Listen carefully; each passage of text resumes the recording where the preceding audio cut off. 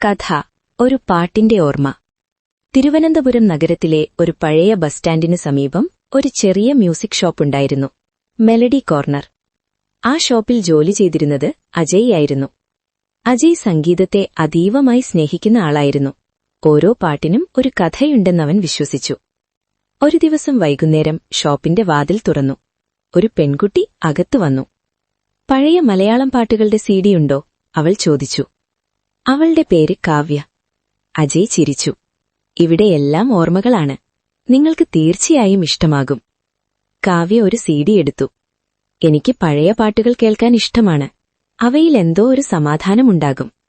ആ ദിവസം അവർ കുറച്ചുനേരം സംസാരിച്ചു.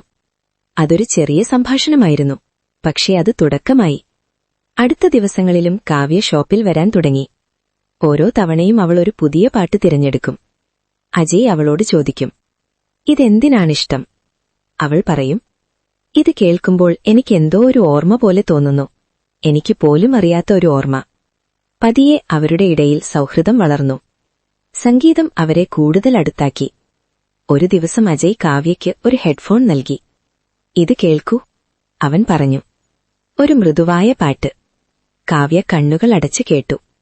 പാട്ട് അവസാനിച്ചപ്പോൾ അവൾ മൃദുവായി പറഞ്ഞു, ഇതെന്റെ പ്രിയപ്പെട്ട പാട്ടാകും. അജയ് ചിരിച്ചു. അപ്പോൾ ഇതിന് നമ്മുടെ പാട്ടാണ്. കാലം കടന്നുപോയി. അവരുടെ സൗഹൃദം പ്രണയമായി മാറി. പക്ഷേ ഒരു ദിവസം കാവ്യ വളരെ ശാന്തയായി.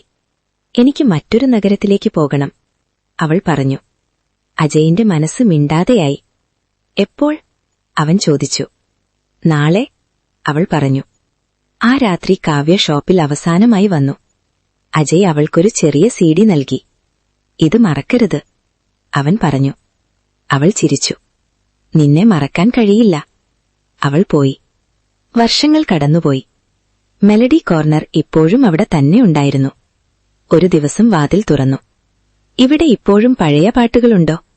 ഒരു പരിചിത ശബ്ദം. അജയ് തിരിഞ്ഞു നോക്കി. കാവ്യ. അവൾ കയ്യിൽ ഒരു പഴയ സിഡി പിടിച്ചിരുന്നു. ഇതിന്നും ഞാൻ സൂക്ഷിച്ചിരിക്കുന്നു, അവൾ പറഞ്ഞു. അജയ് ചിരിച്ചു. അപ്പോൾ ആ പാട്ടിപ്പോഴും നമ്മുടേതാണോ? കാവ്യ തല കുനിച്ചു. അതെ, ചില പാട്ടുകൾ ഒരിക്കലും പഴകില്ല, ചില പ്രണയങ്ങൾ പോലെ. ആ ഷോപ്പിൽ വീണ്ടും സംഗീതം മുഴങ്ങി. പക്ഷേ ഈ തവണ അതൊരു ഓർമ്മ മാത്രമായിരുന്നില്ല, അത് വീണ്ടും തുടങ്ങുന്ന ഒരു പ്രണയത്തിന്റെ സ്വരമായിരുന്നു.